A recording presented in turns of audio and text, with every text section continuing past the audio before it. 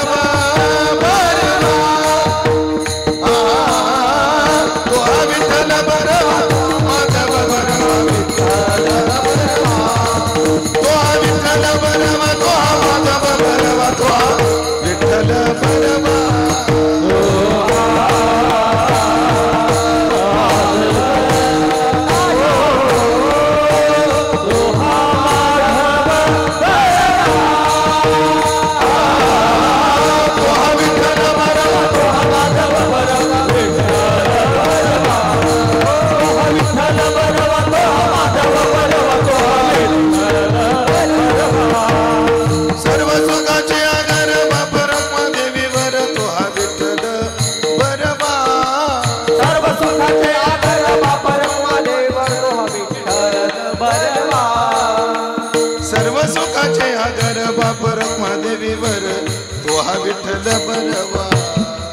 सर्व सुखाचे आगर बाप रखमादेवीवर तो हा विठ्ठल बरवा सर्व सुखाचे आगर बाप रखमादेवीवर तो हा विठ्ठल बरवा सर्व सुखाचे आगर बाप रखमादेवीवर तो हा विठ्ठल बरवा तो हा माधव तो हा माधव बरवा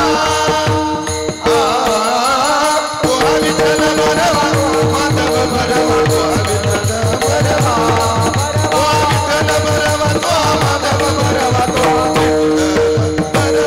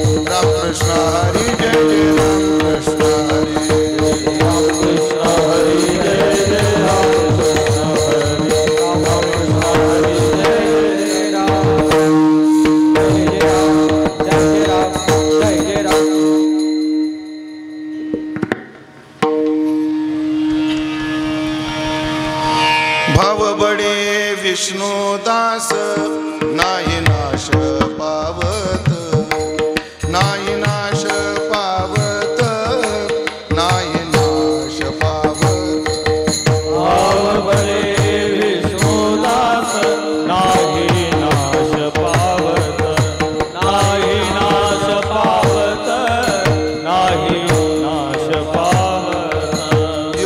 भाग्ये घरा येती सर्व शक्ती चालत सर्व शक्ती चालत सर्व शक्ती चालत योग भाग्ये घरा येती सर्व शक्ती चालत सर्व शक्ती चालत सर्व शक्ती चालत पित्याचे जे काय धन पुत्रा कोण वंचिल पुत्रा कोण वंचिल पुत्रा कोण वंचिल विद्याचे जे काही धन पुत्रा कोण वंचिल पुत्रा कोण वंचिल पुत्रा कोण वंचिल योग भाग्ये घरा येते सर्व शक्ती चालत सर्व शक्ती चालत सर्व शक्ती चालत योग भाग्ये घरा येती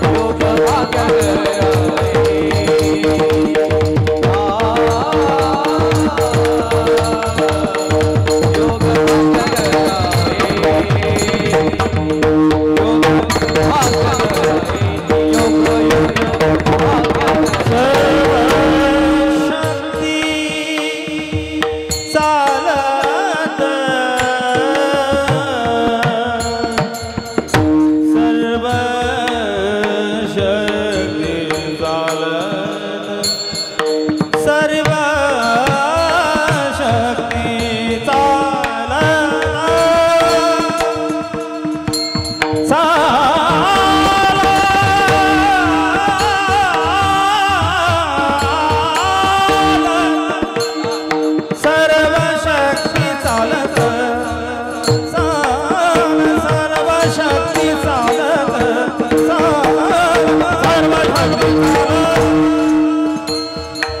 सर्व शक्ती चालत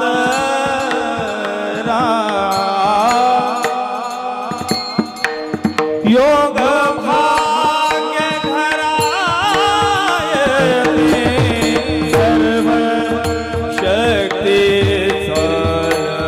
चालत चालत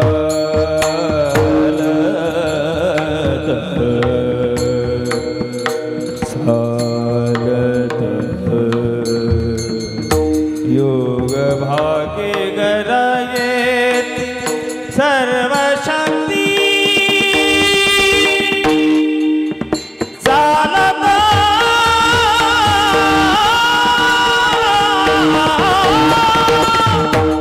सर्व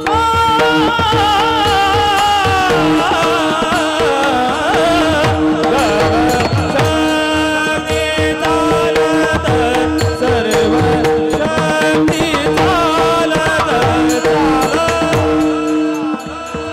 सर्व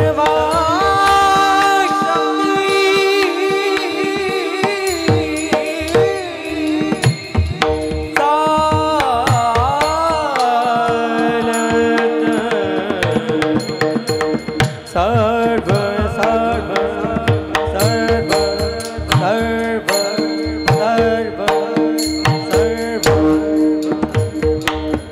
सर्व शक्ती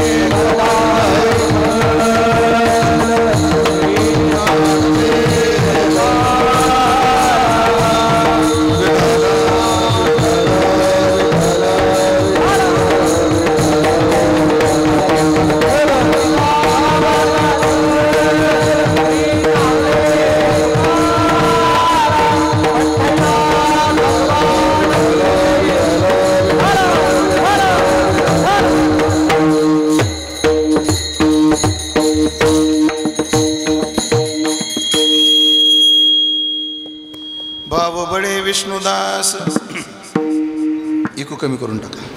भाव बडे विष्णुदास नाही नाश पावत, योग भाग्ये घरा येती सर्व शक्ती चालत.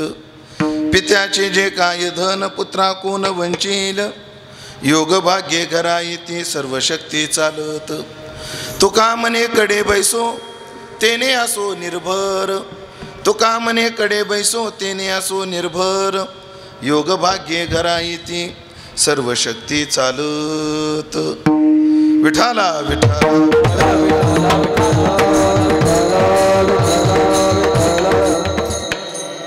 भाऊ बडे विष्णुदास नाही नाश पावत, योग भाग्ये घरा येती सर्व शक्ती चालत. सेवेकरता निवडलेला अभंग संत श्रेष्ठ जगद्गुरु श्री तुकाराम महाराज यांचा 4 चरणाचा अत्यंत गोड सुंदर प्रसिद्ध असा हा अभंग असून, या अभंगातून जगद्गुरु श्री तुकोबाराय भगवत भक्तांनी प्रभूविषयी प्राप्त केलेलं प्रेम, अर्थात त्या भावबळावर त्या भगवत भक्तांना काय फलश्रुती प्राप्त होते त्या फलश्रुतीचा विचार सांगणारा अभंग आहे. विठ्ठला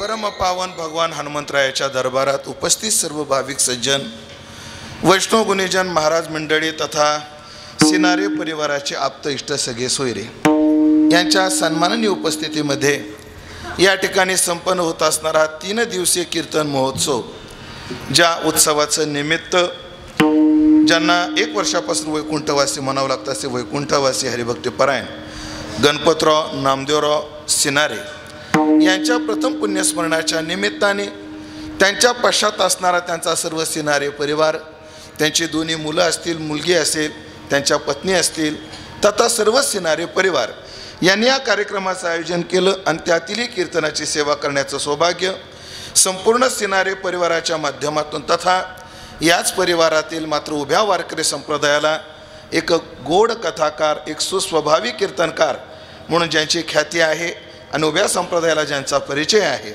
असे माझे हृदयाभिन्न परम परमार्थ स्नेही आदरणीय गुरुबंधू आमचे मनोहरजी महाराज सिनारे यांच्या आज्ञेतून सेवा करण्याचं सौभाग्य मला प्राप्त झालेलं आहे. तरी ज्ञानोबाराय तुकोबाराय जशी बुद्धी देतील तसं मी अभंगाचं चिंतन करण्याचा प्रयत्न करणार आहे. ही चिंतन सेवा पूर्णत्वाकडे जात असताना तुम्ही सर्व देवरूप श्रोते मंडळी यांची उपस्थिती आहे, त्याचप्रमाणे वारकरी संप्रदायाचं गुणवैभव, भजन वैभव आज या महाराज मंडळीच्या रूपाने उपस्थित आहेत. त्यामध्ये महाराष्ट्रातील ख्यातकीर्त गायनाचार्य आदरणीय माझे परमार्थ स्नेही आदरणीय हरिभक्तीपरायण आमचे सुनीलजी महाराज पारे असतील, आदरणीय हरिभक्तीपरायण आमचे विलासजी महाराज कोतकर असतील, आदरणीय हरिभक्तीपरायण दत्तात्रय महाराज यांची उपस्थिती आहे, आदरणीय हरिभक्तीपरायण सोपान महाराज यांची सुद्धा उपस्थिती आहे तथा सर्वच गावातील परिसरातील टाळकरी मंडळी आणि या परिवाराचा असणारा स्नेह, परमार्थावर असणारी निष्ठा आणि खास करून माझ्यावर असणारं विशेष प्रेम, या प्रेमापोटी 2 ख्यातकीर्त कीर्तनकार आज या ठिकाणी उपस्थित आहेत. त्यामध्ये माझे परमार्थ स्नेही आदरणीय हरिभक्तीपरायण आमचे महेशजी महाराज खाटेकर यांची उपस्थिती आहे. त्याचप्रमाणे आदरणीय हरिभक्तीपरायण वारकरी संप्रदायाचं भविष्य अनुष्ठानातून सक्रियतेनं घडवणारे माझे गुरुबंधू आदरणीय हरिभक्तीपरायण आमचे दुशिंग महाराज आदिनाथजी महाराज दुशिंग, दाथामूर्ती आदिनाथजी महाराज दुशिंग यांची उपस्थिती आहे. त्याचप्रमाणे आम्हा सर्व कीर्तनकाराचं माहेरघर आमचे अरुण तात्या हे सुद्धा या ठिकाणी उपस्थित आहेत. पण आमच्या सगळ्या कीर्तनकारांचं ते माहेरघर आहे, पण त्यांच्या बायकोचं हे गाव माहेर आहे असा दोन्ही प्रकारानं तो विचार आहे. आज आदरणीय तात्यांची उपस्थिती आहे. सर्वच श्रोते मंडळी सकळा चरणी जीव माझा भाव व्यक्त करतो आणि अभंगाच्या दृष्टीने चिंतनाचा प्रवास चालू करतो. 2.5 दिवसाच्या अर्थात 3 दिवसाच्या भक्ती उत्सवातील 2ऱ्या दिवसाच्या चिंतन सेवेत आपण उपस्थित आहोत. खरं तर आता तुमचं वय बाबा 60च्या पुढं असं 2-3 वय 60च्या पुढे. तुम्ही फार करंट्या काळात जन्माला आले, आम्ही लय भाग्यवान काळात जन्माला आलो. तुमच्या काळात 3च ऋतू होते, आम्ही अशा भाग्यवान युगात आमच्या काळात 9 ऋतू आहेत. 9 मोजता का? तुमच्या काळात 3 ऋतू होते, उन्हाळा, पावसाळा आणि हिवाळा. आता आमच्या काळात किती ऋतू आहेत माहिती आहे का? उन्हाळ्यातला उन्हाळा, उन्हाळ्यातला पावसाळा, उन्हाळ्यातला हिवाळा. किती झाले? 3. हिवाळ्यातला हिवाळा, हिवाळ्यातला पावसाळा, हिवाळ्यातला उन्हाळा. किती झाले? 6. पुन्हा पावसाळ्यातला पावसाळा, पावसाळ्यातला उन्हाळा आणि पावसाळ्यातला हिवाळा. किती झाले? 9. तुम्ही मला सध्या कोणता चालू आहे? सध्या हिवाळ्यातला पावसाळा हा ऋतू चालू आहे. आणि तुमच्या काळातले जे ऋतू होते ना ते विशिष्ट कालानं बदलायचे. आमच्या काळातल्या ऋतूचा काही नियम नाही. या देशात पाऊस कधी येईल, या देशामध्ये लाईट कधी जाईल आणि महाराज कीर्तनाला कधी नाही म्हणेल याचा काहीच नियम नाही. अशी अडचण आहे सध्याच्या काळात. म्हणून असो, पण या परिस्थितीवर मात करूनही तुम्ही आपल्या अंतःकरणातली निष्ठा आणि आपला उत्साह कमी न होऊ देता या उत्सवाला न्याय दिला. तुमच्या निष्ठेला नमस्कार करतो. आपण ज्यांचं पुण्यस्मरण करतो आहोत, अत्यंत गोड ज्यांचं जीवन. खरं तर आम्ही भागवतात ऐकलंय की पुत्राच्या लोभाने नारायणाचं चिंतन केलं तो जर वैकुंठाला जातो आणि मग जो भजन करत असताना देह ठेवतो तो कुठं जाईल? आम्हाला वाटतं वैकुंठवासी गणपतरावजी सिनारे पाटील भजन चालू असताना अंतकाळी ज्याच्या नाम आले मुखा आणि तुका म्हणे सुखा पार नाही. येत नाही महाराज.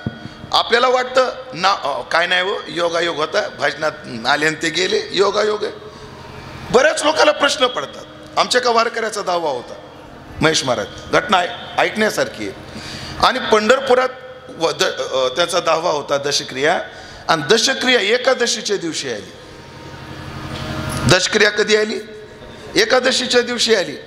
आणि सगळी भाषणं झाली, श्रद्धांजल्या झाल्या आणि पिंडाला कावळा शिवेचला. लोक कुजबूज करायला लागले. हो, लोक एखाद्या व्यक्तीच्या आयुष्याचा हिशोब त्या 10व्याला घेतात तर कावळ्यावर निर्णय ठेवतात. आहे की नाही? माणूस कसा जगला, किती अलिप्त जगला हे ठरवण्याचं आपलं गमक काय आहे? हा, काकस्पर्श हे त्याचं काय आहे? गमक आहे.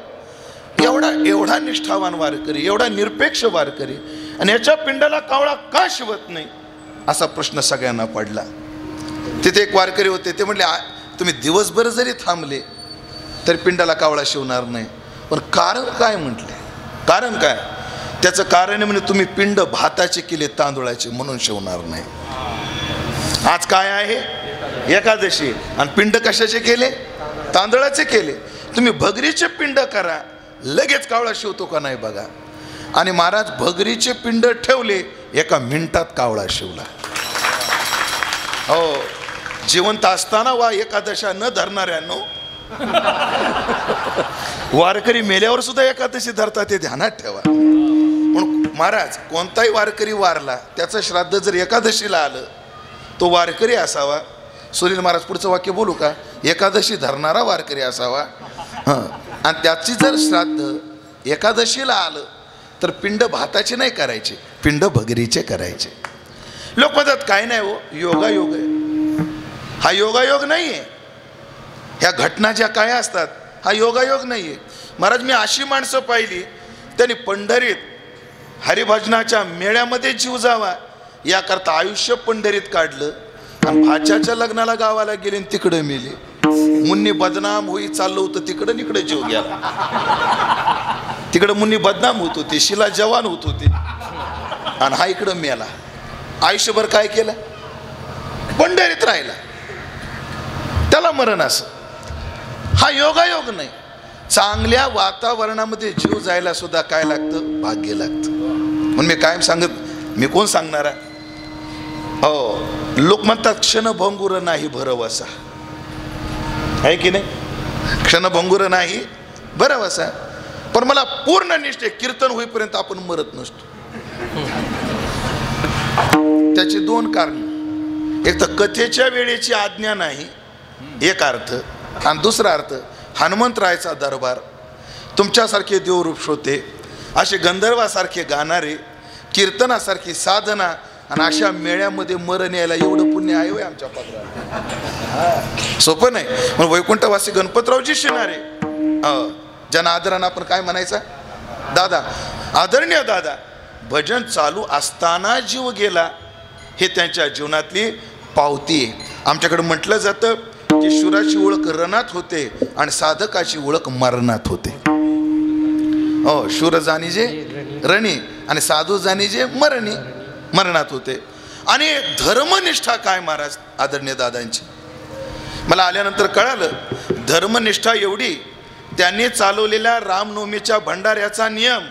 हो, मरताना त्यांनी हे नाही सांगितलं तेवढं 5 एकर 10 एकर काय असेल मला माहीत नाही ते सांभाळा, आणि मला त्याचा अंदाजही नाही शेती किती आहे, मला अंदाजही नाही, माहिती नाही. पण त्यांनी ती संपत्ती नाही, मरतानी पोराकडून अपेक्षा केली तेवढा रामनवमीचा भंडारा तुम्ही सांभाळा. अर्थात मरेपर्यंत धर्मनिष्ठा ज्यांनी सोडली नाही आणि धर्म कीर्तनामध्ये आपल्या जीवनाचं निर्याण केलं, अशी माणसं काही केल्या मरत नाहीत. त्यांना काळानं जरी मारलं उत्तमाची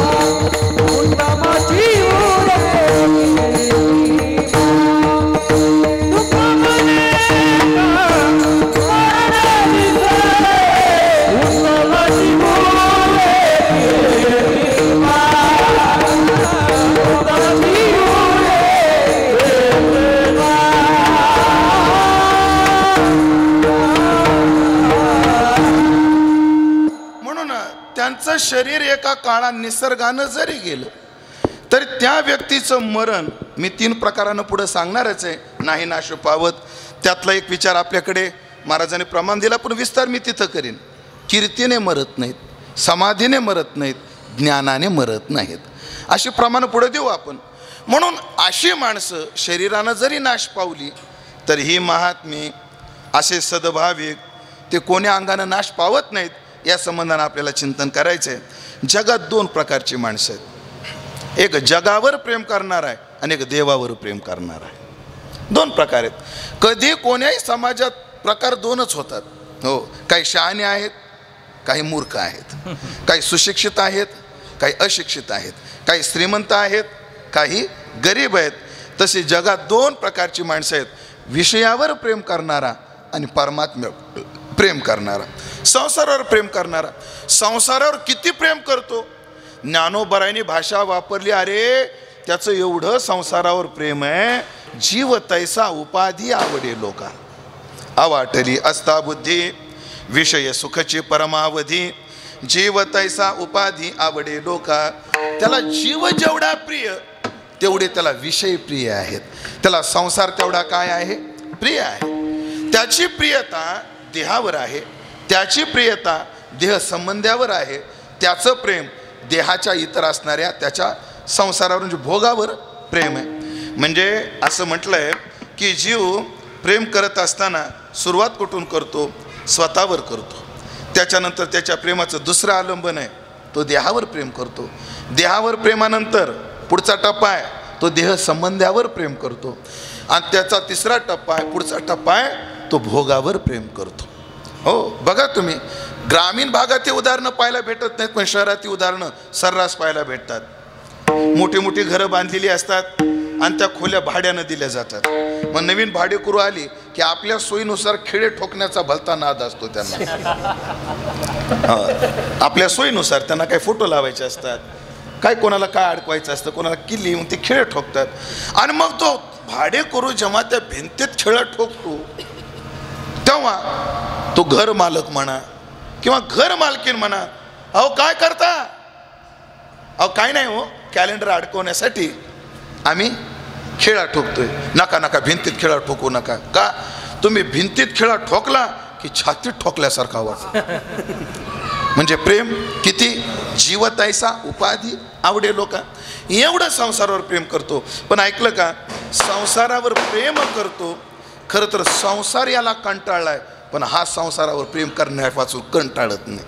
ज्ञानोबाराची भाषा आहे आदिनाथ महाराज. ज्ञानोबाराय म्हणतात आता ह्या विषयी माणसाला विषय कंटाळले, पण हा विषयाला कंटाळत नाही म्हटले. विषो शिनोनी जाय न शिने ना उपरती होय. म्हणजे हा संसाराला नाही कंटाळला, संसार याला कंटाळला. शेजारी म्हणती मरे ना काम्याला, आणीला कंटाळा थुंकोनी, आहे की नाही? कंटाळले महाराज विषय. हो, ऐकलं का? म्हणजे हा तंबाखूला कंटाळा नाही, पण तंबाखूला हात दिसला की तिच्या अंगावर काटा उभा राहतो. मुडदा माझा फडशा पडतो. आता विश्वशी नोंदणी जाय. हो, बरं ज्ञानोबा साधू संतांचे अनुभव आहेत. बरं, ज्ञानोबानं सांगितलं, तुकोबानं सांगितलं, आणि मला वाटतं संसार प्रेम करण्यासारखा नाही आहे. हे ज्ञानोबा तुकोबांना सांगण्याची काय गरज आहे? आपले अनुभव काय आहे, आपले अनुभव काय आहेत संसाराच्या प्रेमाविषयीचे? फार कठीण अनुभव आहेत आपले. हो, आपण कबूल करत नाही, ही अडचण आहे, ही अडचण आहे. मी कीर्तनात कायम हा माझा डायलॉग सदैव असतो, इथं पटवून देतो महाराज. ज्यांचं ज्यांचं लग्न झालं त्यांनी हातवर करा बरं. मनोहर महाराज, एवढे ब्रह्मचारी तुमच्या गावात, 4-5 ब्रह्मचार्याचे नंबर लिहून द्या आम्हाला. आम्हाला कळस बसवायला लय अडचणी. जर मला उद्या कोणी म्हटलं की आम्हाला कळस बसवायला ब्रह्मचारी पाहिजे, मी डायरेक्ट तुमच्या गावचा नंबर देईल. पाहिजे तेवढे ब्रह्मचारी आहे. ए भैया, तुझं नाव काय? तुझं प्रज्वल. प्रदीप का? प्रज्वल. टेकुडे महाराज मला टेका द्यायच्या नादात होते. प्रज्वल, तुझं झालंय का बाळा? ह्यांचे झालेत का? हातवर केला काही नाही? सावध हो, याने हातवर का केलं नाही? हे लग्नाला एवढे वैतागले, हातवर करायची वासनाच होत नाही यांची. हा अनुभव आहे संसाराचा. हा काय आहे? अनुभव आहे. म्हणजे आम्ही लग्न केलं हे म्हणण्यापुरतं एक जाऊ द्या ना, तुम्ही तोंडानं काहीच कबूल करू नका. फक्त मी म्हणतो त्या वाक्याचा मनात विचार करा, आणि मला वाटतं आता तरी करा. मनात विचार करा, निदान आजपासून तरी करा. खरं सांगा, आम्ही ज्या संसाराकरता एवढं केलं, त्या संसाराने आम्हाला काय दिलं? काय दिलं? एक शेर आहे, लय गोड आहे. सहसा आम्ही म्हणत नाहीत, पण म्हणतो आज. असं म्हणून आम्ही प्रत्येक कीर्तनात म्हणत असतो.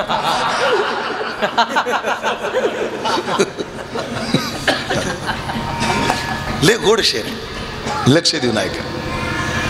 जे आवडलं ते काय होतं? राहवत नाही. काय म्हणतो तो कवी? जिंदगी से बड़ी कोई सजा नहीं. जरा गौर फरमाइएगा. वाह, क्या बात.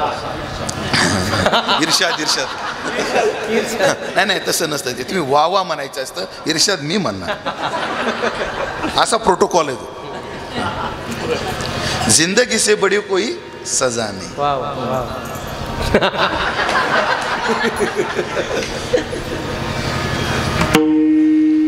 जिंदगी से बड़ी कोई सजा नहीं, मेरा क्या जुर्म है मुझे पता ही नहीं. जिंदगी से बड़ी कोई सजा नहीं, मेरा क्या जुर्म है मुझे पता ही नहीं. इतने हिस्सों में बट गया हूं मैं, मेरे हिस्से में कुछ बचा ही नहीं. एवढा कटू अनुभव आहे. हे पोट भरण्याकरता ज्योती सांगत फिरतात ना महेश महाराज, त्यांनी हेच गमक उचललं. त्या कोण्या दारात गेले, माय सगळ्या करता मरमर करते, पण तुला कोणी जीव लावित नाही. खरंय का खोटंय? काढा 100 मग.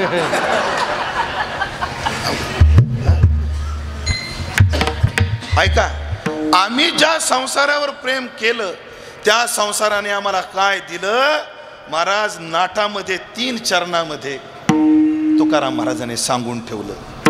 महाराजाला विचारलं, का हो महाराज, चांगली महाजन की तुमच्या घरात, सावकार की तुमच्या घरात, एवढा मोठा व्यवसाय, गुळवे सावकार तुमची सासरवाडी, एवढी प्रतिष्ठा, आणि एवढ्या चांगल्या संसारावर तुम्ही का रुसले? काय कारण आहेत महाराज? एक सांगतो, काय काय चरण सुनील महाराज काय म्हटले जातात, पण प्रत्येक वेळेला ते तेवढ्या संवेदना देतात. अनेक वेळा जरी ती वाक्य वापरली ती प्रमाण वापरली, त्या संवेदना पुन्हा पुन्हा जाणवतात. ऐका, ज्या संसारावर आम्ही प्रेम केलं त्याने आम्हाला काय काय दिलं, म्हणून रुसलो संसार. पाहता सर्प हा विखार पांढरा, तुझशी अंतर रे दातारा, यासी दावेदारा निमित्त, येणे मज भोगविल्या खानी, नसता छंद लाविला मनी, माजलो मी माझे भ्रमणी, झाली बोडणी विटंबना, पावलो केली याचा दंड, आणि खानी भोगिल्या याती उदंड. ह्या 9 फळं आम्हाला दिले कोणी? संसाराने. ज्याच्यावर आम्ही प्रेम केलं ना त्याने आम्हाला काय दिलं? ऐका यादी. 9 कारण सांगायला मला वेळ नाहीये, कारण कीर्तन 7 ते 9 आहे. कीर्तन 7 ते 2 असतं. हे 9 कारणाचा मग मी काय केला असता? विस्तार केला असता. पण 2-2 मिनिटात सांगण्याचा मोही मला आवरत नाही, म्हणून हे रुसलो संसार. सर्प हा विखार पांढरा, संसार नावाचा सर्प आहे आणि तो पांढरा आहे. तो काय आहे? पांढरा आहे. सर्प 2 प्रकाराने माणसावर परिणाम करतो. काही माणसं सापानं चावल्यानंतर त्याच्या विषानंच मरतात, आणि काही लोक भीतीने मरतात. आमच्या मराठवाड्यात एक शब्द आहे, त्याला भ्योपान लागलं म्हणतात. तुमच्याकडे शब्द आहे का? भ्योपान. त्याची घटना सांगतो. आमचे आजोबा सांगत होते. आमच्या आजोबा आणि त्यांचे मित्र एका मोठ्या जमीनदाराकडे सालानं होते.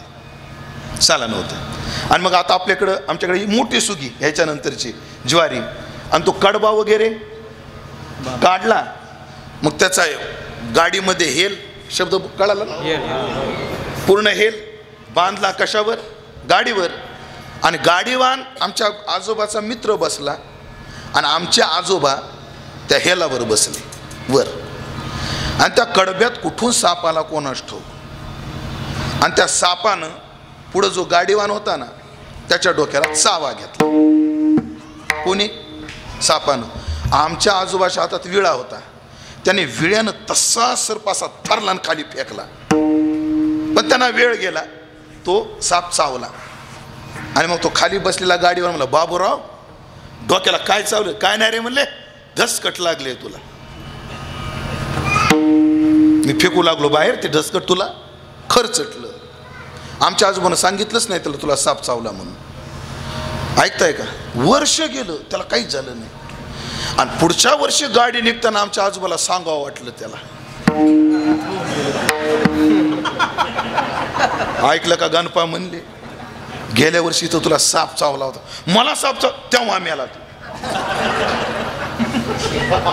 ह्याला म्हणतात भित्रपान, ह्याला म्हणतात भेवपान.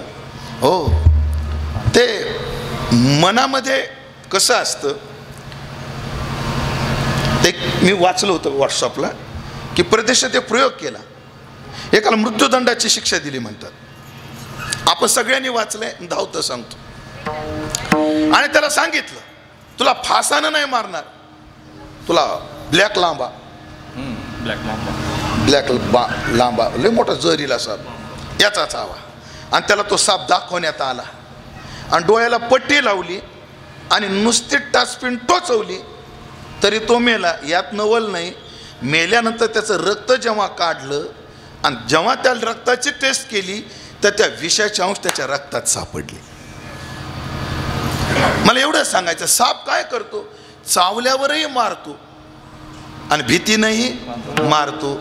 तसं ऐकलं का? संसार आहे ना, ज्याला जडलाय त्याला तर संपवणारच आहे, पण ज्याला जडला नाही तो भीतीनेच मरायला लागला. कळणार नाही. प्रमाण देतो, उदाहरण देतो. तुकाराम महाराज म्हणले, जग अमंगळ लागे देखता विटाळ. त्याचा विटाळ काय होतो? पाहिलं की भवदर्शन, दर्शनानं सुद्धा. मला सांगा, तुकाराम महाराजाला 3 मुली. मैपती बाबा लिहितात, तुकाराम महाराजाला किती मुली? 3 मुली. मोठ्या काशीबाई, आपल्या मोठ्या भागीरथीबाई, काशीबाई आणि गंगाबाई, अशा 3 मुली. कोणाला? तुकाराम महाराजांना. एके दिवशी तुकाराम महाराज भजन करून घरी आले, आणि आल्यानंतर आईसाहेब म्हणायला लागल्या, कळतं का काही? हाय का तुम्हाला अक्कल? गरम डोक्याच्या होत्या. आईसाहेब, हाय का तुम्हाला अक्कल? हाय का घराकडे लक्ष? जर असं सप्त्याला हिंडायचं होतं, आपलं असंच भजन करत हिंडायचं होतं, तर लग्न कशाला केलं? राहायचं ना दुशिंगोच्या मठातच. अगं तुला आरडायला काय झालं आवले? काय झालं म्हणजे? तुम्हाला काय नाही, विना घेता डोंगर गाठता, इकडे लोकाला तोंड मला द्यावं लागतं. अगं पण झालं काय? 3 मुली आहेत, त्यांच्या लग्नाचं काय आहे का नाही तुम्हाला? कोण म्हटलं? आईसाहेब म्हटल्या. तुला मुलीच्या लग्नाची चिंता आहे का? कोण म्हटले? तुकोबार आहे. थांब म्हणले. तुकाराम महाराज बाहेर गेले. एकाला विचारलं, काय रे तुझं नाव काय? म्हणे मालजी गाडे. तुझं रे? चितळकर. तुझं काय रे? म्हणे जांभूळकर. चला 3 पोरं आणली, ब्राह्मणाला बोलवलं आणि एकाच दिवशी लग्न करून टाकले. मिटलं का टेन्शन? एवढा सहज संसार केला हो. इथं माणसाला एकच आहे, लग्न कधी होईल, लग्न कधी होईल, लग्न कधी होईल, लग्न कधी होईल. म्हणजे संसार जडला नाही, आताशी दिसलाय, मुलगी झाली, लग्नाचं कसं होईल. टेन्शन आहे काही? टेन्शन घ्यायचं तुम्ही फक्त मला म्हणा पुरीचं लग्न करायचे. इथं 100 नवरदेव उभे करतो मी. 1-2 उभी बी असतील कदाचित. म्हणून संसार दर्शनाने माणसाला संपवतो. सर पहा विखार पांढरा, तू जशी आंतर्वेदा धरा, किंबहुना धनुर्धरा, येता स्वरूपाची आघरा, करी तसे आडवारा विश्वाभास. जो जीवाच्या देवाच्या मधात कोण आलाय? संसार आलाय. पटकन या दावेदारानिमित्त, हा दावेदार आहे, हा शब्द मात्र लय गोड सोडवणार आहे मी. कारण एक कीर्तनकार पुंडे साहेब राशीन भागात आहेत, वकील आहेत, त्यांच्या कीर्तनात मी हा अर्थ ऐकला वकिलाच्या तोंडातून. तात्या एवढा भावला मला तो अर्थ, तो तुम्हाला सांगण्याचा मोह मला आवरत नाही. कसं करू? 2 मिनिटं जातील घ्या ना. मनोहर महाराज कसं करू सांगू? हे विचारण्याचं कारण आहे, ह्याची फी वेगळी आहे. शेवटी सल्ला वकिलाचा आहे. दावेदार शब्द तुम्हाला कोर्टाच्या भाषेत, कायद्याच्या भाषेत समजावून सांगतो. आम्ही एका सधन शेतकऱ्याकडे गेलो. महाराज चला शेती पाहून येऊ. चला. का किती शेती तुम्हाला? महाराज ते समोरच्या लिंबाचं झाड दिसतं का? इथून तिथपर्यंत आपलीच. म्हणजे आंब्याच्या शेजार, ते पलीकडे चिंचाच्या झाडाच्या शेजारी जे लिंबाचं झाड आहे तिथपर्यंत. असं किती क्षेत्र? 100 एकर आहे. शेतात काय? इकडे कापूस आहे, इकडे ऊस आहे, पुढं गहू आहे, तिकडे हरभरा आहे, त्या कोपऱ्यात थोडा गांजे, आपलं नाही, गजरा गवत आहे, गजरा गवत आहे गाई करता. आणि म्हणलं त्या चिंचाच्या ढेल्यात काय? ते जरा खाटं पडलं म्हणले. खाटं शब्द आहे का तुमच्याकडं? खाटेकर महाराज एक शब्द आहे खाट, म्हणजे काय पडले? पडीक पडले. हा पडीक शब्द, पडीक पडले. म्हणलं का हो, तुमच्याकडं माणूस बळ आहे, शेती करायची अक्कल आहे, आणि महाराज एखाद्या शेतकऱ्याचं रान खाटं पडणं अर्थात पडीक पडणं अपमानाचा विषय येतो. निदान जुन्या काळात तरी होता. अहो ते रिकामं कसं काय पडलं का? म्हणे तेच कारण आहे म्हणे. म्हणजे तुमचं नाही का? नाही नाही, तसं आपलंच आहे. इथून शब्द लक्ष देऊ नये का? तसं ते आपलंच आहे, पण आमच्या चुलत भावानं त्याच्यावर दावा ठोकला. त्या शेतावर कोणी? आमच्या भाऊकीतल्या माझ्या एका चुलत भावानं काय ठोकलाय? दावा ठोकलाय. म्हणजे तो कोण झाला? दावेदार झाला. शेत तसं आमचंच आहे, पण त्यांनी काय केलंय? दावा केलाय. तसा तो कोण आहे? दावेदार आहे. तसा संसार दावेदार आहे. म्हणजे काय? तो दावेदार काय करतो? त्या शेतातलं उत्पन्न स्वतःही घेत नाही आणि ह्यालाही घेऊ देत नाही. दावेदार काय करतो? विलास महाराज, तो उत्पन्न स्वतःही घेत नाही, दुसऱ्याला घेऊ देत नाही. तसा संसार दावेदार आहे, स्वतःही भजन करत नाही, करणाऱ्याला करू देत नाही. संसार स्वतः निश्चिंत राहत नाही आणि स्वतःला निश्चिंत राहू देत नाही. आता मी एकटा मोकळा बरा वाटतो का नाही? पण संसारातल्या लोकांना बघवत नाही. येते तुझ्या भजना आड, दाविते प्रपंचाचे कोड, आणि कनिष्ठी रुची ठेवणी गोड, देखत नाड कळत असे. एवढा विस्तार प्रत्येक पदाचा शक्य नाही. काय केलं याने? येणे म्हणजे भोग कसं पुढचे चरण महाराज यासी दावेदारानिमित्त येणे मज भोगविल्या खाणी नसता छंद लाविला म्हणी नसत्याचा छंद लावला मला नसत्या छंदे जग विनोदे विवळ तसे संसार मुळात नाहीच आहे पण नसलेल्या संसाराचा याने मला छंद लावला माजलो मी माझे भ्रमणी आणि या संसारात आम्ही माजलो माजण्याचा अर्थ तुकोबाराने लय गोड केला माजणं कशाला म्हणायचं हो माजणं काय लटिके ते रुचे आणि साच कोणाही न पचे हा तो माजल्याचा गुण जो माजतो ना त्याला खरं पटत नाही आणि खोटं पटल्याशिवाय राहत नाही आणि या संसारानं आम्हाला माजलो मी माझे भ्रमणी झाली बुडणी विटंबना अरे अरे अरे किती विटंबना केली या संसारानं माझी किती विटंबना केली तुम्ही खरं बोलण्याची हिंमत ठेवाल का एक वाक्याचं उत्तर द्याल का हा एवढं वाक्य खरं बोला खरं सांगा तुमचा सगळ्यात जास्त अपमान करणारी व्यक्ती कोण आहे धन्यवाद कबूल केलं भाऊ तुम्ही धन्यवाद हा सगळ्याचं तेच आहे आमचं सोडलं तर पण आपली बायको अपमान करत नाही त्याचं कारण बायकोच नाही तर काय अपमान करेल माणसाचा सगळ्यात जास्त अपमान कोण करते बायको करते हो सगळा महाराष्ट्र म्हणतो महाराष्ट्राचे भाग्य विधाते माननीय मुख्यमंत्री देवेंद्रजी फडणवीस बायको म्हणते देवेंद्र कुठे आहेस तू अरे घरातल्या मोहऱ्या संपल्या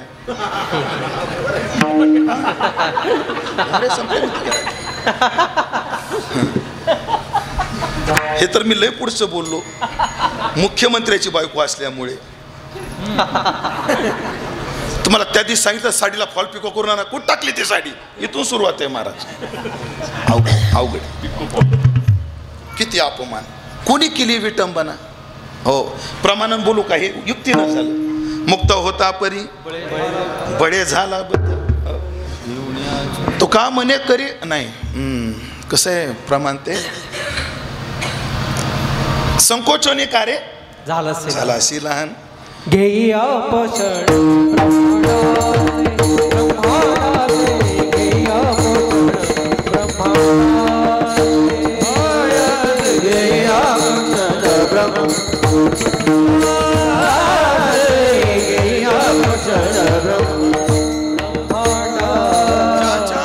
स्वरूपाची व्यापकता देशानं अवच्छिन्न होत नाही कालानं होत नाही ज्याची व्यापकता देशानं कालानं व्यक्ती अवच्छिन्न होत नाही त्यांनी स्वतःला किती परिच्छिन्न करून टाकलं आधार कार्डावर त्याची ओळख पटायला लागली एवढ्या कागदावर संकोचोने कार्य झालाशी लहान म्हणून येणे झाली बुडणी विटंबना केला पावलो केली याचा दंड खाणी भोगिल्या या तीवदंड म्हणजे आम्ही संसारावर जे प्रेम केलं त्या प्रेमाने आम्हाला काय दिलं ठीक आहे महाराज आम्हाला हे दिलं आम्ही भोगतोय आमचं जाऊ द्या पण ज्याने देवावर प्रेम केलं त्यांचंही सांगा ना भाव शब्दाचा अर्थ प्रेम प्रेम नसतो प्रथमावस्था भावरित्य विधी येते प्रेमाच्या पहिल्या अवस्थेलाच भाव असे म्हणतात भावाची काय आहे व्याख्या आहे म्हणून ज्यांनी देवावर प्रेम केलं अर्थात देवावर भाव ठेवला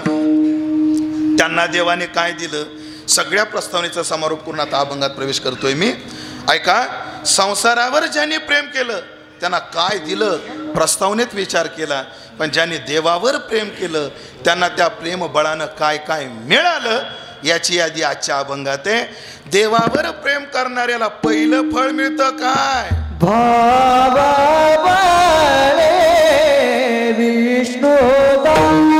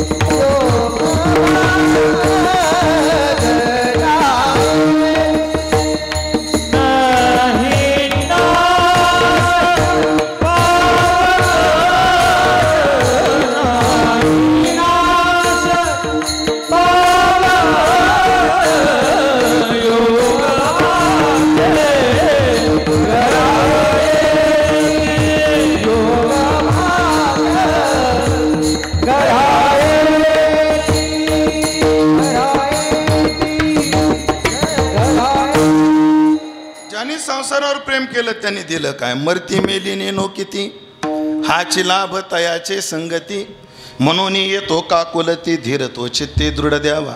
आम्हाला संसारानं काय केलं ते सांगितलं. आता देवाने आम्हाला काय दिलं? ज्यांनी देवाविषयी प्रेम धारण केलं त्यांना पहिला वाक्य फळ मिळालं, नाही नाश पावत. ते नाशाला गेले नाही. अपेक्षा सगळ्यांची हीच आहे, मला नाश नसावा, मला मरण नसावं. ही अपेक्षा कोणाची आहे? सगळ्यांची. ह्याच्यात काही वाद आहे का? न मरणे निर्विवाद आहे. जगा पडिये न मरणे जगा पडिये, हे निर्विवाद. हे काय आहे? निर्विवाद. विधानसभेमध्ये काही बिल पास होताना वाद होतो. शेतकऱ्याचं कर्ज माफ करायचं का? विरोधक म्हणतात हो, सत्ताधारी म्हणतात विचार करावा लागेल. शेतकऱ्याचं दुर्दैव महाराज. शेतकऱ्याचं दुर्दैव काय? शेतकऱ्याची दया विरोधकांनाच येते. सरकार कोणतंही असो आणि कोणाचंही असो, शेतकऱ्याची दया सत्ताधाऱ्यांना कधीच आलेली नाही. येते. तुमचा काय अनुभव आहे? हां, मग सरकार आताचा असो नाही तर मागचा असो, आपल्याला कोण्या पक्षाशी काही नाही घेणं देणं नाही. पण दुर्दैव एक हेक्टरी 50,000 द्या. हे सत्ताधारी म्हणतात का विरोधक म्हणतात? सरसगट पंचनामे न करता अनुदान जाहीर करा, हे कोण म्हणतं? शेतकऱ्यांना 24 तास लाईट द्या, कोण म्हणतं? विरोधक. शेतकऱ्यांना मोफत वीज द्या, कोण म्हणतं? शेतकऱ्याच्या मालाला हमी भाव द्या, कोण म्हणतं? विरोधक. हे विरोधक किती वेळ म्हणतात? हे विरोधात आहे तोपर्यंतच म्हणतात. जेव्हा ते सत्तेत जातात, आम्ही विचार करू याच्यावर, विचार करेपर्यंत आमदार गुवाहाटीला निघून जातात. कोणावर अविश्वासाचा ठराव येतो, कोणाचं काय होतं अर्थात सरकार जातं, कोणाचं कोण्या पद्धतीने, कोणाचं कोण्या पद्धतीने. काय 1 लोकांचं सरकार दिलेला पाठिंबा काढून घेतल्यामुळं गेलं. हे दोन्ही काळ आपण अनुभवलेले. अशा मी म्हणलं ना, आम्ही भाग्यवान युगातली माणसं, तुमच्यासारखे करंटे नाहीत आम्ही. अटल बिहारी वाजपेयी काय म्हणायचे? अटल बिहारी वाजपेयींचं वाक्य आहे, एक समय ऐसा था. आता ते सगळं वाक्य हिंदीत आहे पण तुम्हाला समजणार नाही म्हणून मराठीत बोलतो. तुमच्या लक्षात आलं वाटतं, असो काय हरकत नाही, काय हरकत नाही. एक काळ असा होता म्हणले, एक काळ असा होता सत्ता पक्ष संघटित होता आणि विरोधी पक्ष विघटित होता. ऐकताय ना वाक्य? सत्ता पक्ष काय महाराज, काय मेजॉरिटीनं सरकार आलेले जुने. हा, म्हणजे संघटित काय होता? सत्ता पक्ष होता आणि विघटित विरोधी पक्ष होता. आता दृश्य बदललंय म्हटले. आता सत्ता पक्ष विघटित आहे आणि विपक्ष संघटित आहे. हो, सत्ता पक्षाला प्रत्येक राज्यात कोणाच्या ना कोणाच्या कुबड्या घ्याव्या लागतात. प्रत्येक राज्यात एक ना एक स्टिपनी त्यांना आहेच आहे. असो, सरकार कोणाचं कधी जाईल सांगता येत नाही. शेतकऱ्याची दया नाही येत सगळ्यांना. असो, मी कुठून सांगत होतो गडे? हे निर्विवाद. हो, शेतकऱ्यांचं बिल पास करायचं की नाही? वाद. आमकी योजना आणायची की नाही? वाद. विधानसभेत वाद. आमदाराचा भत्ता वाढवायचा का? निर्विवाद. तिथं वाद नाही, तिथं काही नाही, वाद नाही. तसं सगळ्या जगाला निर्विवाद आहे. न मरणे निर्विवाद. जगा पडिये, काय पडिये? न मरणे जगा पडिये. आणि कसे निर्विवाद आहे. मी जर आता जर कोणाला म्हणलं गुलाबजाम खायचे का, कोणी हो म्हणेल, कोणी नाही म्हणेल. मी जर विचारलं लाडू खायचे का, कोणी हो म्हणेल, कोणी नाही म्हणेल. पण मी जर विचारलं कोणाला अमर व्हायचंय, सगळे काय नाही महाराज मला पण काय व्हायचंय? अमर व्हायचंय, अमर व्हायचंय. जगा पडिये. बरं, नुसती इच्छा आहे का? प्रयत्न पण चालू आहेत. आम्ही मरू नये याच्याकरता काय चालू आहेत? प्रयत्न चालू आहेत. मला ते आपण जेव्हा महाराज लोक गाडी घ्यायला जातो ना, मनोहर महाराज, तेव्हा दोन गोष्टीचा विचार जास्त करतो. हे दोन प्रकारचे कीर्तनकार आहेत. काहीला मायलेजचा विचार करावा लागतो आणि काहीला सेफ्टीचा विचार करावा लागतो. ज्यांना फास्ट पळायचे त्यांना सेफ्टीचा विचार करावा लागतो आणि केलाही पाहिजे. नाही महाराज, सेफ्टीचं रेटिंग काय महाराज? 3+ आहे, 3 स्टार प्लस आहे. सेफ्टी रेटिंग आपल्याकडे 5 स्टारमध्ये मोजलं जातं. महाराज ही गाडी टाटाची आहे, 5 स्टार प्लस रेटिंग आहे याचा सेफ्टीचा. म्हणजे आपण सेफ्टी गाड्या घेतो कशा करता? मरू नये याच्या करता, बरोबर की नाही? म्हणजे आमचे इच्छा काय आहे? मरायचं नाही. आमचे प्रयत्न काय आहेत? मरू नये. पण आपला साक्षात्कार काय आहे? मी माझ्या डोळ्यानं पाहिलेली घटना सांगतोय, याचा मी प्रत्यक्षदर्शी आहे. जी घटना आता सांगतोय त्याचा मी काय आहे? प्रत्यक्षदर्शी. मराठीत बोलू का थोडं? आय विटनेस आहे.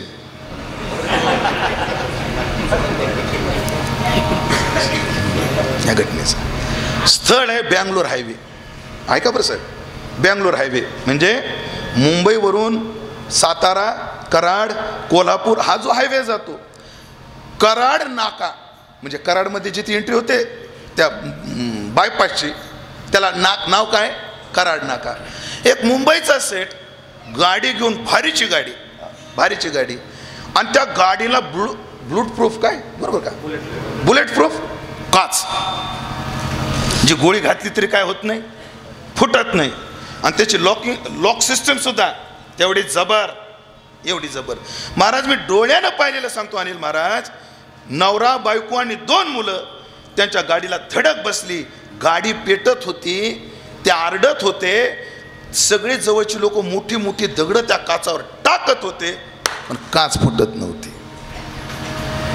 म्हणजे आपण सेफ राहावं याच्याकरता जी गाडी सेफ्टी घेतली त्याच गाडीने जीव घेतला. मरू नये इच्छा आहे, मरू नये इच्छा आहे. नेवाशातली घटना आहे आत्ताची 1-2 महिन्यापूर्वीची.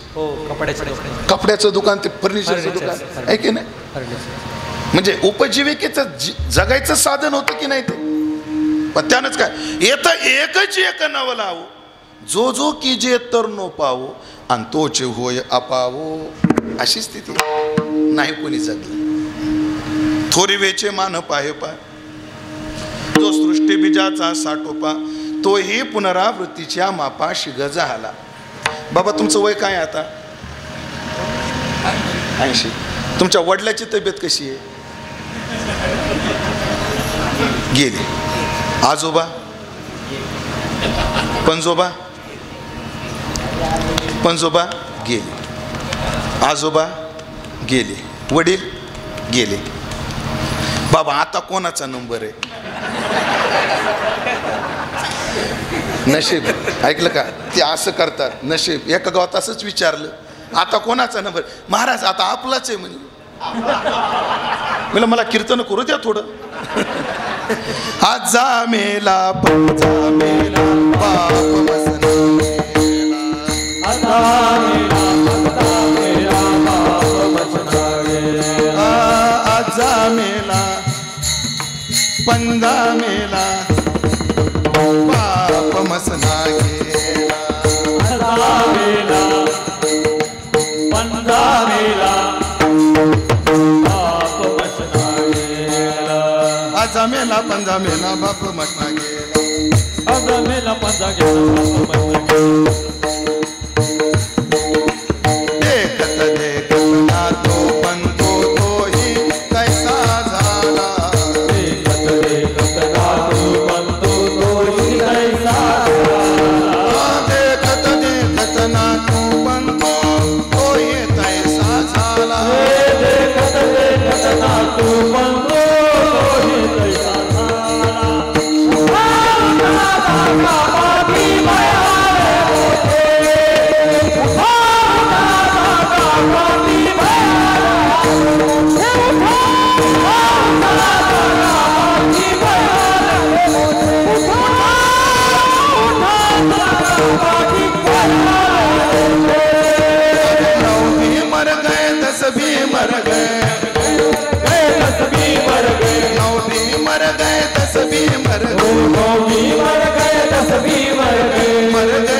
सहस्त्र 88 ओ मर गए सहस्र 88 33 कोटी देवता मर गए 33 कोटी देवता मर गए 33 कोटी देवता मर गए 33 कोटी देवता मर गए बड़े काल के फांसी चमका अजब लड़का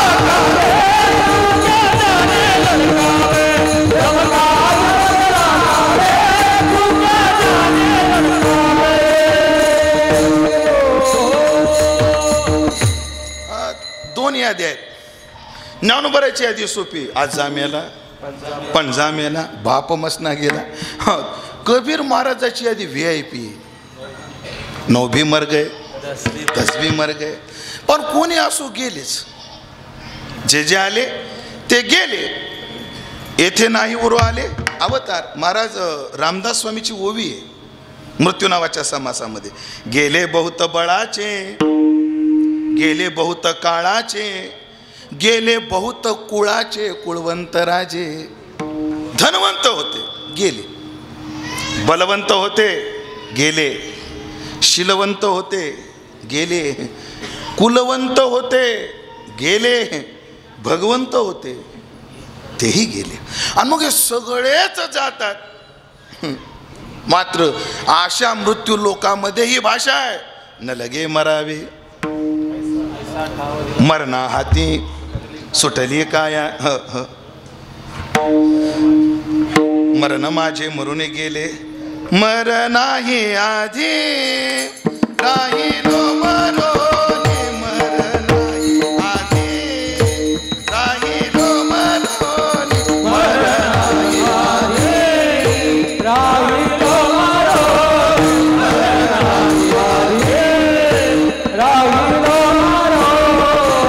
मरणाही आधी राहिलो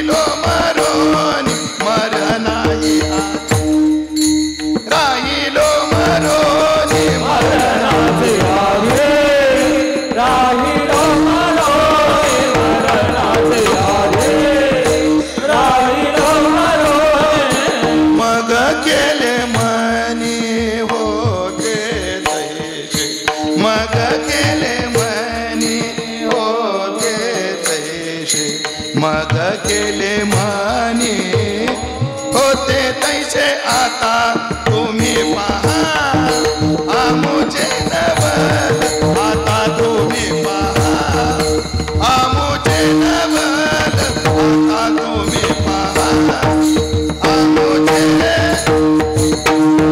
केले माने होते तैसे मग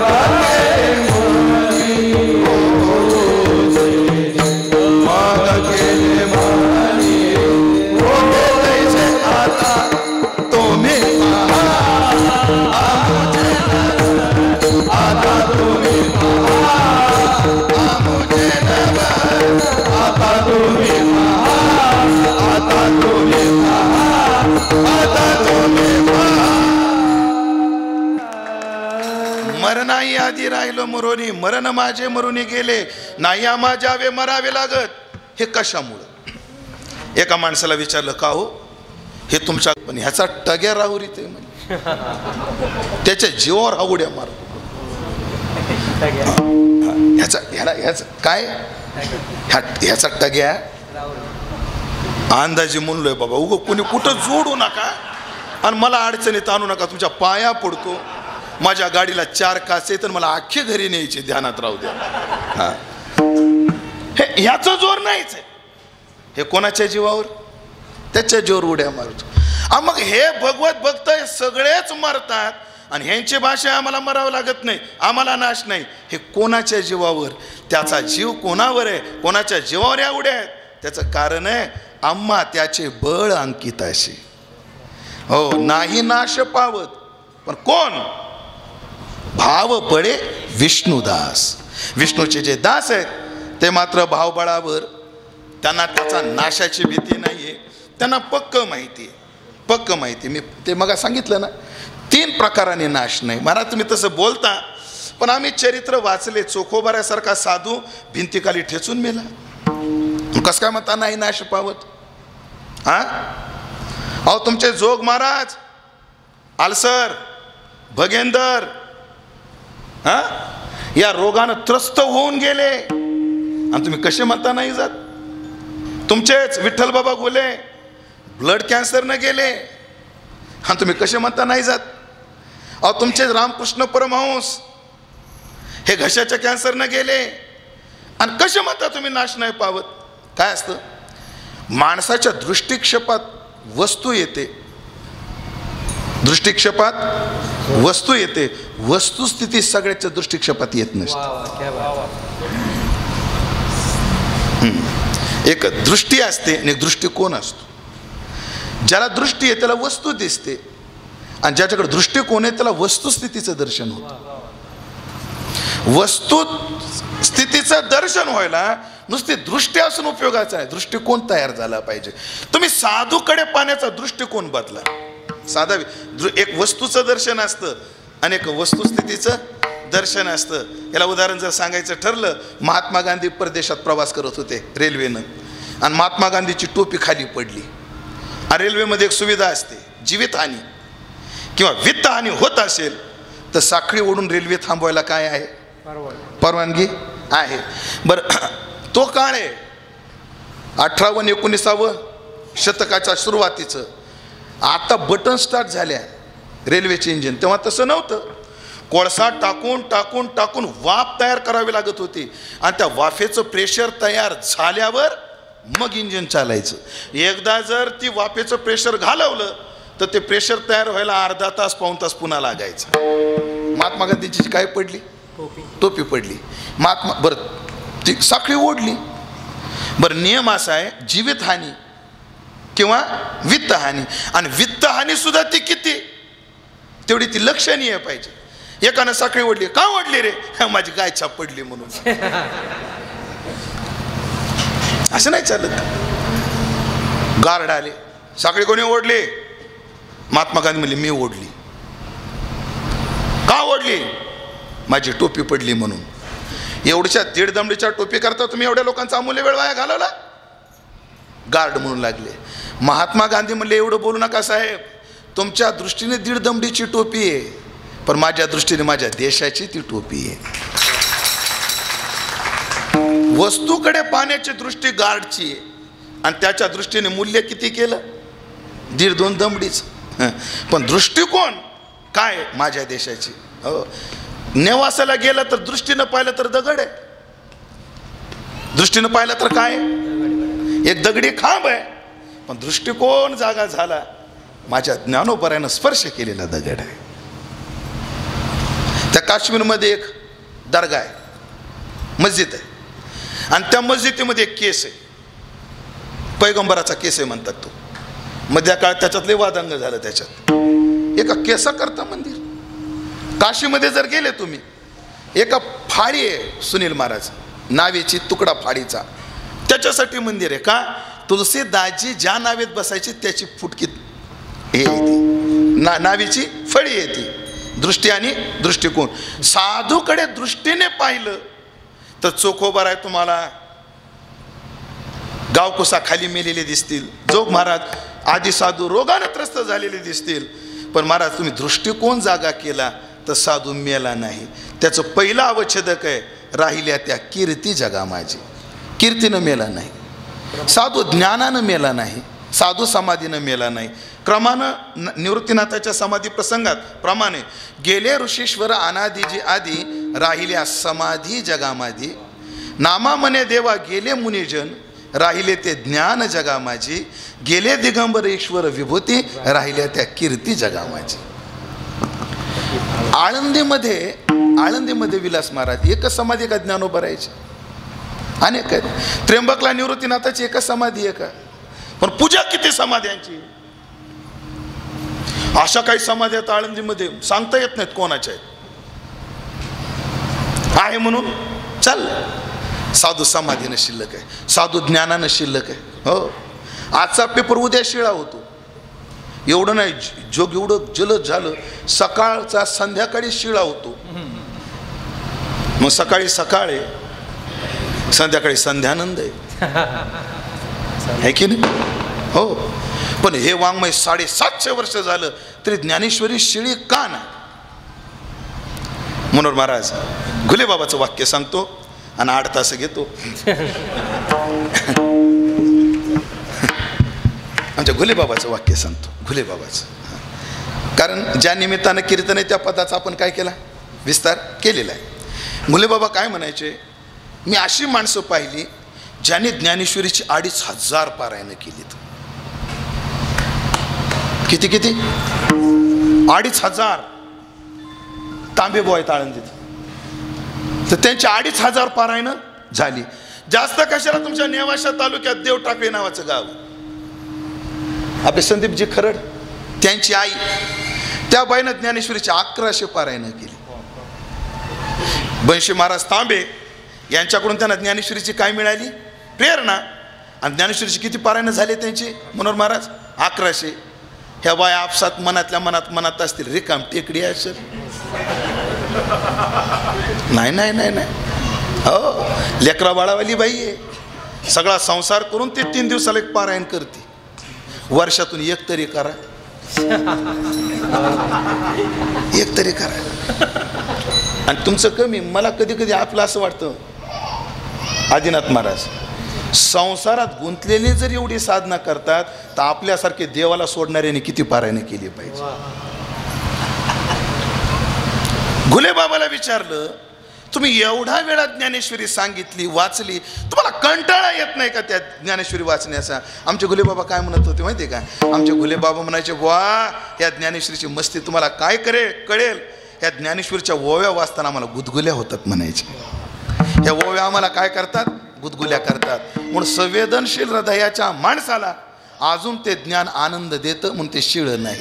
आता कीर्तीचा विचार करा, नाही नाश पावत, कीर्तीने नाही नाश पावत. बघा तुम्ही, सध्याचे पंतप्रधान कोण आहेत, मोदी.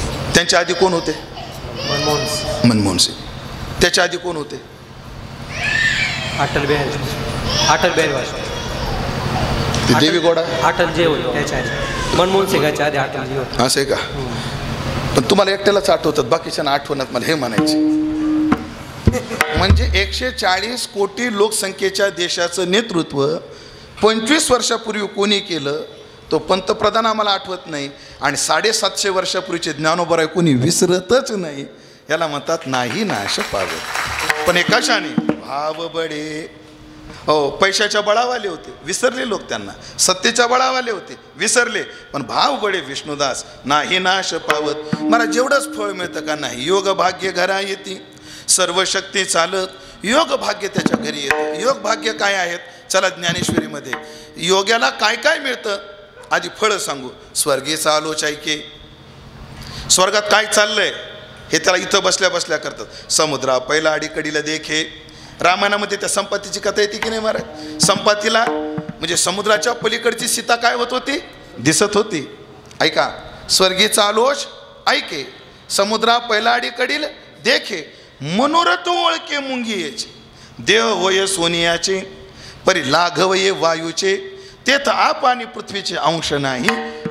योगाची फळं मिळतात. आणि तुकोबराच्या भाषेतले गोडे फळ योगाचं. योगाची ते भाग्य क्षमा, आधी दमा इंद्रिये, इंद्रियाचं दमन आणि क्षमाशील तो होतो. हो, योग भाग्य घरा येते, सर्व शक्ती चालत. किती शक्ती येते त्यांच्या अंगात, अंगी ऐसे बळ रेडा बोले. कीर्तनात माणसं बोलत नाहीत पण त्यांनी रेडा बोलवला अशी शक्ती. भिंत चालवली अशी शक्ती. सर्व शक्ती चालत. पण का हो, ही सगळी शक्ती त्याला का मिळते?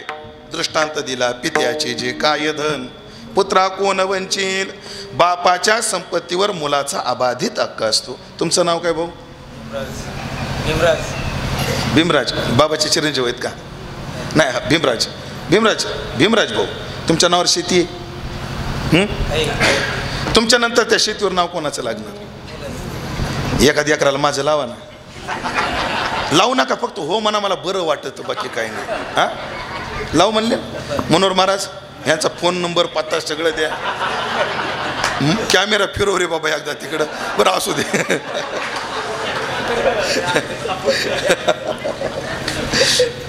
पित्याचे जे कायदे, भीमराव भाऊ, म्हणजे तुमच्या संपत्तीवर तुमच्या मुलाचा अबाधित हक्क आहे.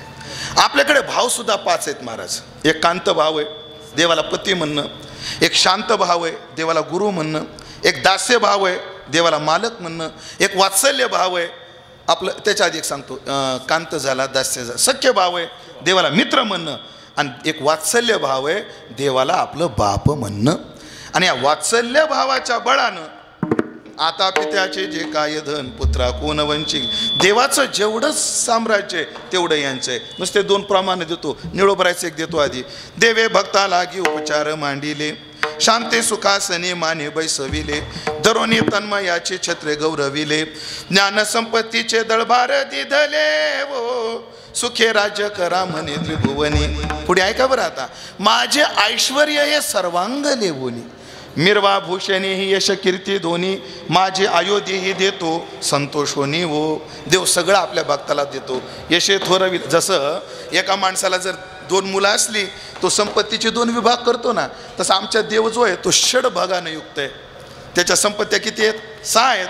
म्हणून त्याने 6 पोराला 6 वाटल्या. यशे थोरविला मारुती, बिभीषण केला लंकापती, वैराग्य दावदार्य देवने कर्णाहाती, करती कीर्ती दिगांतरी वाढविली, ज्ञाने उपदेशिला चतुरानन, आणि वैराग्य शुकाते बोधून. सगळं ऐश्वर्य भगवत भक्ताला भेटतं. आणि मग ऐकलं का, शेवटच्या चरण येऊ आपण आता. ऐकलं का, म्हणजे बापाचं राज्य सगळं तर त्याला मिळतंच, पण एरवी बाप गेल्यावर बाप असताना अपेक्षा करणं चुकीचं आहे. कारण आपण छत्रपती शिवाजी महाराजाची औलाद आहे, औरंगजेबाची नाही. आपली औलाद कोणाची? छत्रपती राजाची आहे, औरंगजेबाची नाही. बाप मारून गादीला बसवायची. आहे का नाही? असो, पित्याचे जे काय धनपुत्रा कोण वंचिल, हे झालं बाप गेल्यावर ही संपत्ती मिळेल, पण बाप असेपर्यंत आमच्या जीवन कसं राहील ते सदृष्टांत महाराज अभंगाच्या शेवटच्या चरणात. म्हणे कडे बैसो तुका, म्हणे कडे बैसो तुका, म्हणे कडे बैसो तुका, म्हणे कडे बैसो.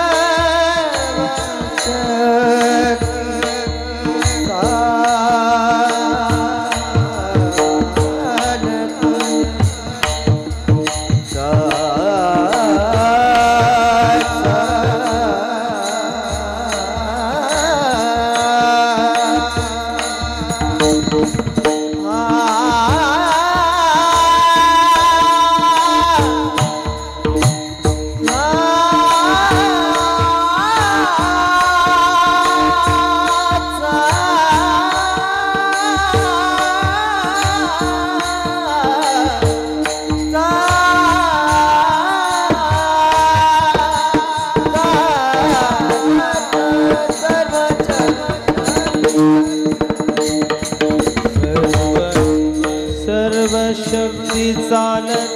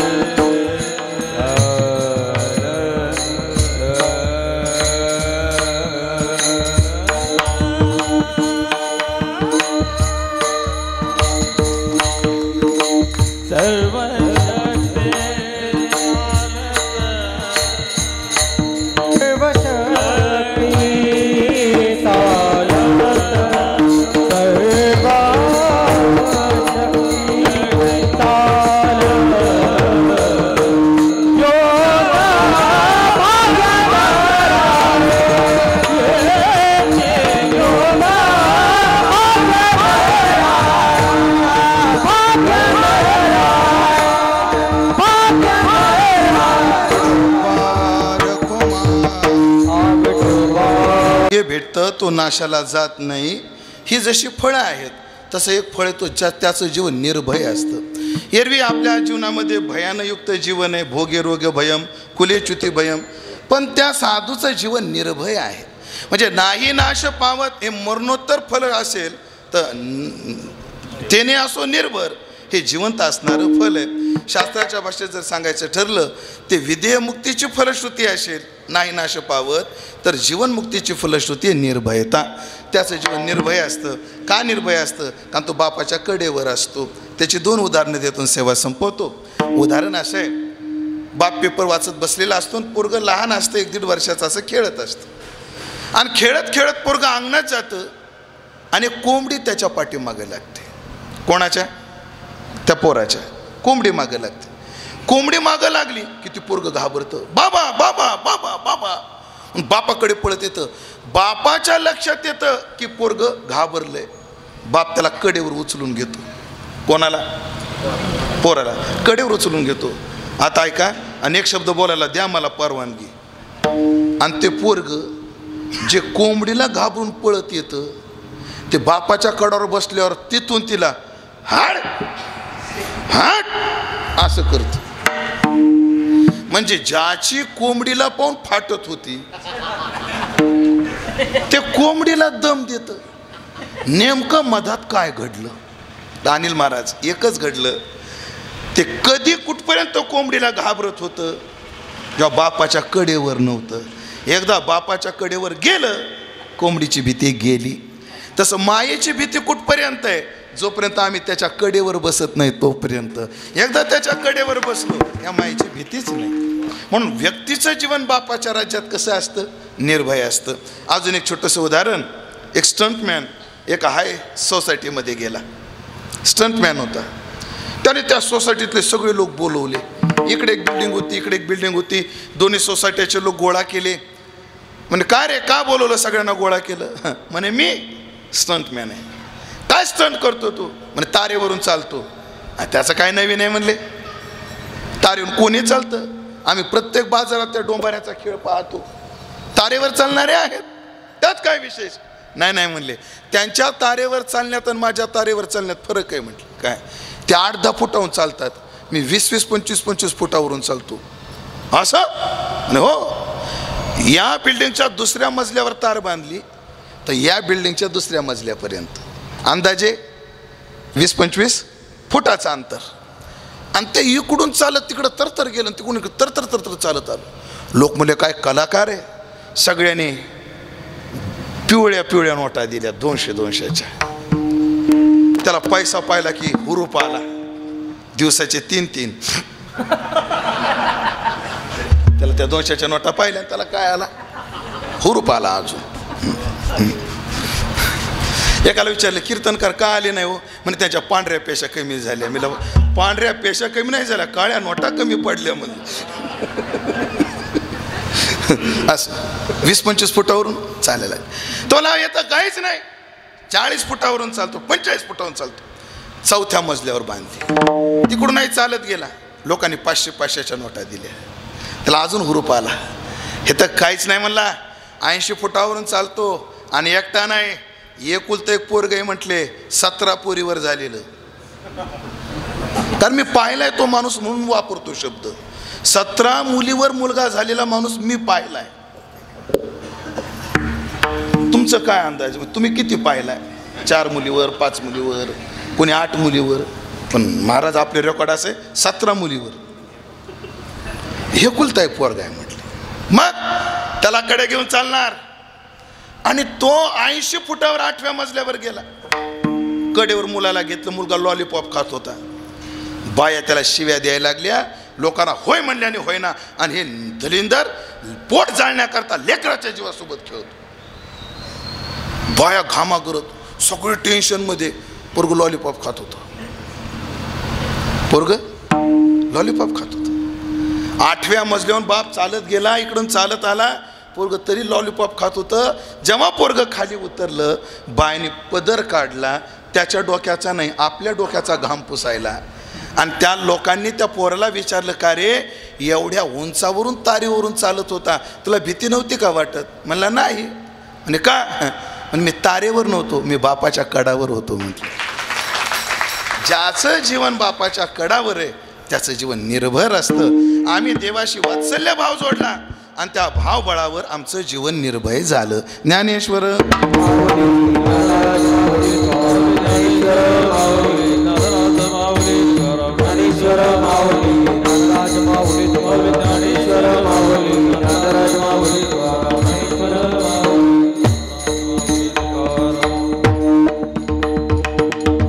हे जसं देवाच्या बाबतीत असतं तसं तुमच्या आमच्या जीवाच्याही बाबतीत तसंच असतं.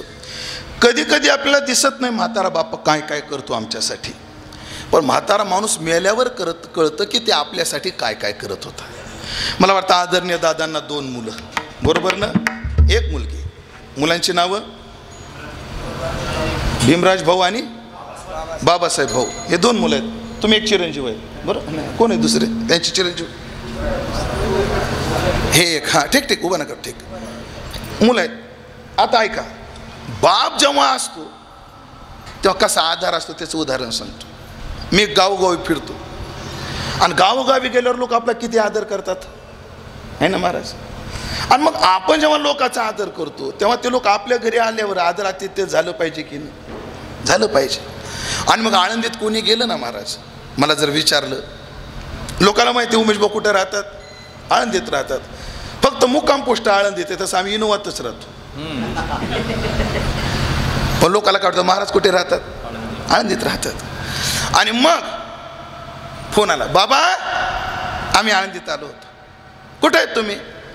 अहो मी इकडे राहुरीकडे आलोय, पण काळजी करू नका, दादा घरी आहेत, घरी जा. बाळासाहेब असतील आहे ना, बाबासाहेब असतील. आला त्यांना एखाद्याचा फोन, भाऊ कुठे आहे? आम्ही राहुरीला आलोय. काय नाही, तुमच्या गावावरून चाललो, तुम्ही फोन केला. हो तसं नका करू, घरी जा, घरी दादा आहेत.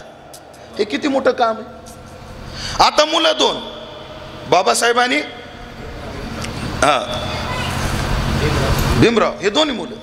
महाराज आता भीमरावच्या पाहुण्याकडे म्हणजे त्यांच्या मंडळीच्या काय पाहुण्यात कार्यक्रम असला आणि बाबासाहेबांच्या पाहुण्याकडे कार्यक्रम असला तर पहिले दादा गेले तरी भागत होतं. नाही नाही पाहुण्याला जमलं नाही, पण व्याही आले होते. मग पाहुणे या मुलाचे असो नाहीतर त्या मुलाचे असो, भागत होतं. आता तसं जमणार नाही, आता तसं जमणार नाही. आता बाबासाहेबांना त्यांच्या पाहुण्याकडे जावं लागणार, भीमभाऊलाच त्यांच्या पाहुण्याकडे जावं लागणार. ही कामं बारकी आहेत, पाहुण्याच्या दशक्रिया ह्या गोष्टी. आणि सगळ्यात मोठा आधार बाप आहे आणि हा आधार त्यांचा गेला. त्यांना एक कन्या आहे, ताईचं नाव मंदाताई.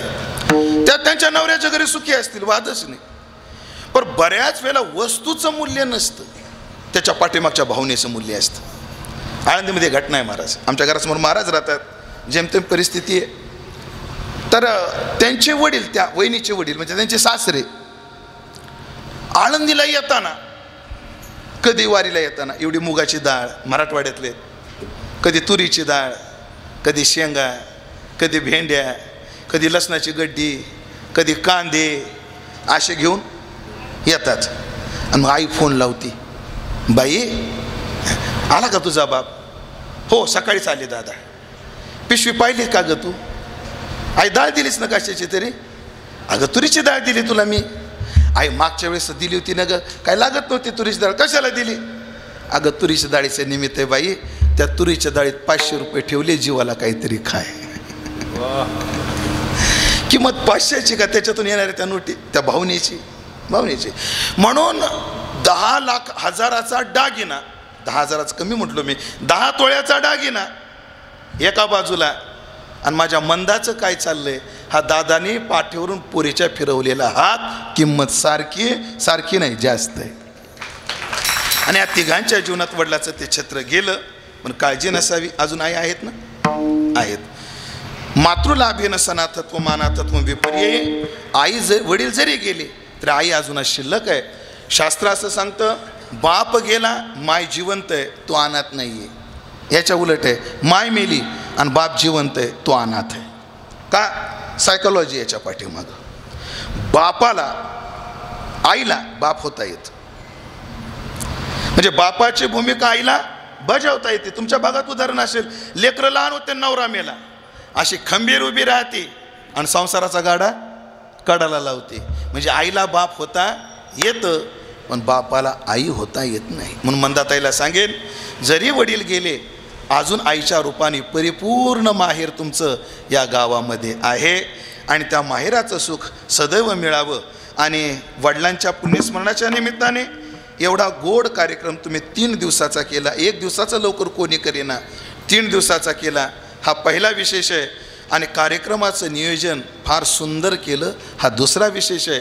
आणि तुम्ही केलेली कीर्तनकारांची निवड आजची सोडली, ही विशेषच आहे, वादच नाही. म्हणजे काल सुनील महाराज झांबरे येऊन गेले, उद्या आदरणीय हरिभक्तीपरायण विकासानंद महाराज मिसाळ येणार आहेत. अशा महात्म्यांची तुम्ही निवड केली. म्हणून ती सुद्धा फार उचित आहे. म्हणून एवढं गोड तुम्ही आयोजन केलं, ही नक्कीच आदरणीय दादांना श्रद्धांजली आहे. पण आदरणीय आईसाहेबाची सेवा करणं आणि दादाची संपत्ती आणि दादाचे संस्कार आणि दादाची संतती, व्यक्तीने काय करावं? माय बापाला सांभाळावं आणि गेल्यानंतर माय बापाचं सांभाळावं. माय बापाला सांभाळावं, नंतर माय बापाचं सांभाळावं. माय बापाची संपत्ती सांभाळा, माय बापाची संतती सांभाळा आणि माय बापाचे संस्कार सांभाळा. मग दादाचे संस्कार, दादानं दिलेला शब्द, मग रामनवमीचा भंडारा असेल, त्यांची असणारी परोपकाराची दृष्टी असेल, ही सदैव आपण हृदयात जागी ठेवावी अशी भावना या प्रसंगी व्यक्त करतो. सेवेला पूर्णविराम देतो. पुन्हा एकदा आदरणीय हरिभक्तीपरायण मनोहर महाराज यांनी मला आज्ञा केली आणि त्यांच्या आज्ञेनं त्यांची आज्ञा पाळण्याचं सौभाग्य मला प्राप्त झालं. त्याबद्दल प्रभूचरणी सद्भाव व्यक्त करतो.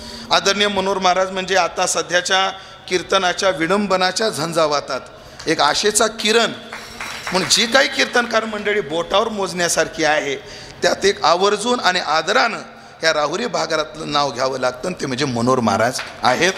असं आदरणीय आमचे मनोहर महाराज ते आहेत. आणि इथं असणारी सर्वच गुणीजन मंडळी, वादच नाही, माझे हृदयाभिन्न सुनील महाराज आहेत, विकास महाराज आहेत. त्याचप्रमाणे मृदंगाच्या क्षेत्रात जेव्हा वारकरी संप्रदाय टॉप 10 पकवाजाची यादी काढली जाते, तेव्हा जे नाव घेतल्याशिवाय यादी पूर्ण करताच येत नाही, असं नाव म्हणजे आमचे अनिल महाराज टेकुडे यांचं आहे.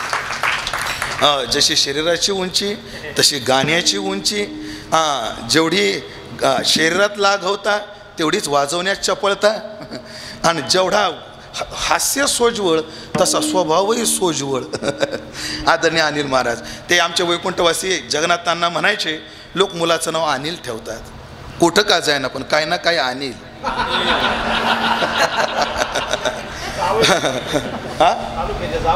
तालुक्यात जावेल म्हणजे आदरणीय अनिल महाराज म्हणजे कुठं का जायना काही ना काही अनिल, पण हे काय नेतात, आमची मनं घेऊन जातात.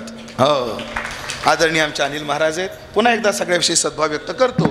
शेवटची चाल मागाशी झाली ग्रहित धरून, विठ्ठल जय जय विठ्ठल.